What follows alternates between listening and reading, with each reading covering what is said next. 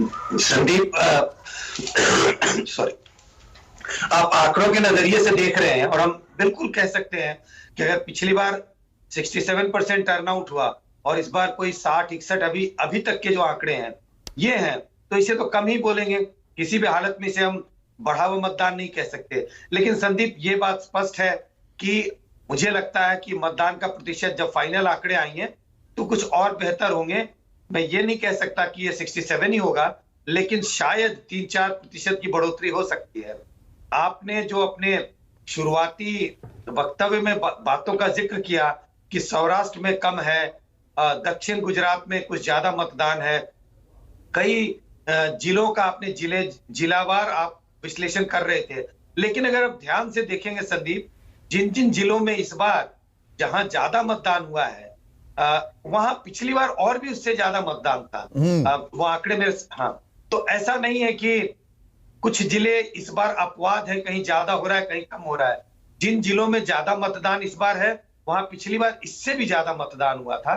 जिन जिलों में इस बार कहीं और बहुत कम दिखाई पड़ रहा है, जैसे आपने कच्छ का जिक्र किया, तो कच्छ में पिछली बार 64% मतदान था, इस बार उससे भी कम होगा।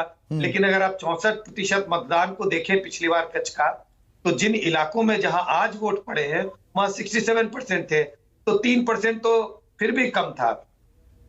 तो मुझे एक सिस्टमेटिक ट्रेंड दिखाई पड़ रहा है।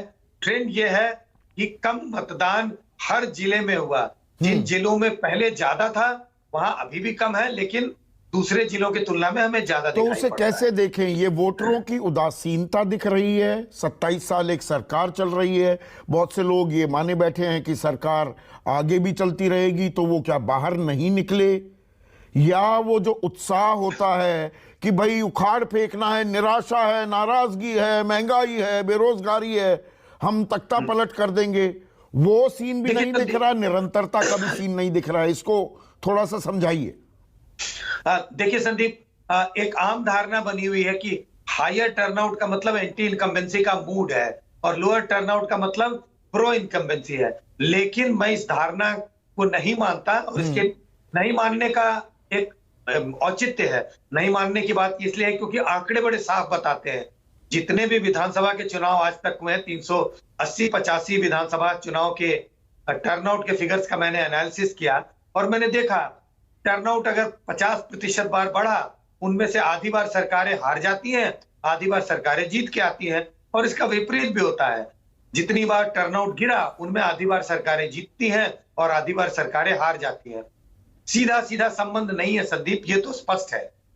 लोग कोई भी इसी में एक आंकड़ा और, ये आपने बड़ा एक अहम मुद्दा उठाया है। देखिए 2012 में मतदान हुआ 71.5%, बीजेपी की सीट आई 115 और ये गिरकर 67.5 हो जाता है। 2017 में बीजेपी की सीटें होती हैं 99। तो पहली नजर में ऐसा लगता है कि मतदान कम होता है तो बीजेपी को नुकसान होता है। लेकिन साथ ही साथ एक और आंकड़ा जो आपकी बात की ओर ही इंगित करता है, 2007 में तो 65.25% मतदान हुआ, तब 117 सीटें आई थी बीजेपी की। और 2002 में गुजरात दंगों के बाद जो चुनाव हुए तब भी 61.5% ही मतदान हुआ था और बीजेपी के हाथ आई थी 127 सीटें। नहीं संदीप, अगर हम मतदान का प्रतिशत देखें तो पिछले 10-15 सालों में एक नया ट्रेंड है।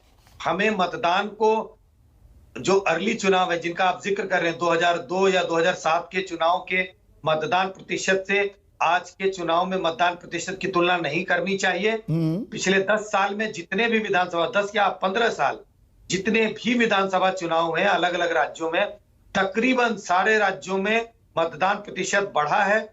कुछ छोटे राज्य हैं जहां मतदान प्रतिशत पहले से ही बहुत बड़ा रहा है, ऊंचा रहा है, वहां शायद ऊंचा नीचा होता रहे। लेकिन 15 साल में जितने भी विधानसभा चुनाव हुए सब में मतदान का प्रतिशत बढ़ा है। तो पहले से तुलना ना करें, उस बात की तुलना करने की आवश्यकता नहीं है। नहीं, 2017 के बाद ये मतदान का प्रतिशत गिरना, वो गिरता हुआ साफ दिखाई दे रहा है। नहीं, ये तो साफ गिरता हुआ दिखाई दे रहा है और मुझे लगता है ये एक ही ओर इशारा करती है कि जनता की थोड़ी उदासीनता दिखाई पड़ती है चुनाव में। कम से कम इन चुनाव में वो उतने उत्साहित नहीं दिखे जितना 2017 के चुनाव में थे। लेकिन जैसा मैं संदीप अभी भी कॉशन कर रहा हूं, ये 5-6% ऊपर जा सकता है। जब हमारे पास पूरे आंकड़े आएंगे तो बहुत नीचे गिरता हुआ तो मुझे नहीं दिख रहा, शायद 2-3% नीचे हो सकता है। उदासीनता इन आंकड़ों से अगर को हम देखें, उदासीनता साफ दिखाई पड़ती है। लेकिन इन उदासीनता का मतलब ये नहीं कि लोग शायद सरकार का समर्थन नहीं कर रहे। इस बात से मैं कतई इनकार करता हूं कि इस उदासीन मतदाताओं को हमें इस तरह से नहीं पढ़ने की कोशिश करनी चाहिए। और दक्षिण में गिरते हुए मतदान प्रतिशत में भी दक्षिण का पुट ज्यादा दिख रहा है, वहां लोगों में ज्यादा उत्साह दिखा, सौराष्ट्र कच्छ में कम दिखा, मोरबी के अलावा।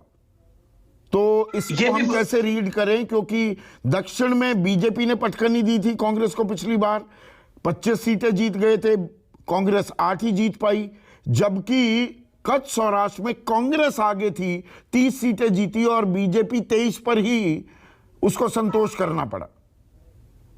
देखिए, आप जिन दो रीजन्स का जिक्र कर रहे हैं, सौराष्ट्र और दक्षिण गुजरात, अगर आप आंकड़ों को देखेंगे संदीप, तो पिछली बार भी सौराष्ट्र में दक्षिण की तुलना में टर्नआउट कम था। आप सूरत को ना देखें, सूरत एक अपवाद हो सकता है क्योंकि वो प्रॉपर शहरी इलाका है, पूरा ऑलमोस्ट सूरत की सारी कंस्टिट्यूएंसी शहरी है। लेकिन दक्षिण गुजरात का टर्नआउट पिछली बार अगर हम देखें तो सौराष्ट्र से कम रहा था। और जैसा मैंने कहा, हम अगर एक एक जिले को भी तुलना करें तो बिल्कुल वही ट्रेंड बहुत साफ दिखाई पड़ता है। जिनमें पहले ज्यादा था वहां भी गिरावट है, जहां कम थी वहां भी गिरावट है। तो मैं इससे कोई साफ अर्थ निकालने को तैयार नहीं हूं कि सौराष्ट्र में ज्यादा उदासीनता है और उसका अर्थ कुछ और है, शायद वो कांग्रेस से नाराज है, और दक्षिण में चूंकि टर्नआउट ज्यादा है इसीलिए उसका अर्थ ये निकाला जाए कि लोग बीजेपी से उतने नाराज नहीं है क्योंकि उन्होंने पिछली बार बीजेपी को बढ़ चढ़कर वोट दिया था। मैं इस तरह के विश्लेषण में कम से कम मैं इस ठीक है, पर सुकेश